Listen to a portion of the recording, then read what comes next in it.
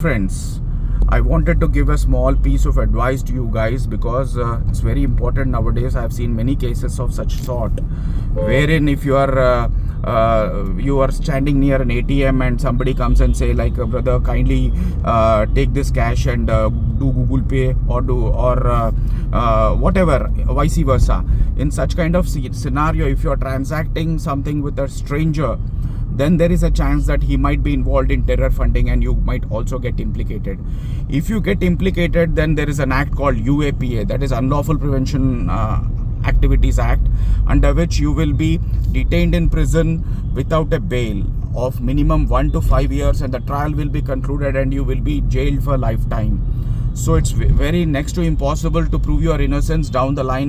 No court will believe that if you say that you are innocent. So always avoid dealing with unknown people, sending them Google Pay or something which will implicate you, because it's in black and white. It's very, very important, my dear friends, to keep this point in mind. Never transact with strangers, because they might look very good, but at the end of the day, if you are involved in such kind of transaction, nobody will believe you, will be straight away implicated, because it's not the police who will come and arrest you. It is straight away the NIA, that is National Investigating Agency.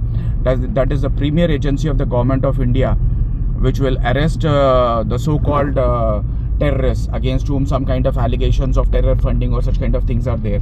The best example I would give you is PFI.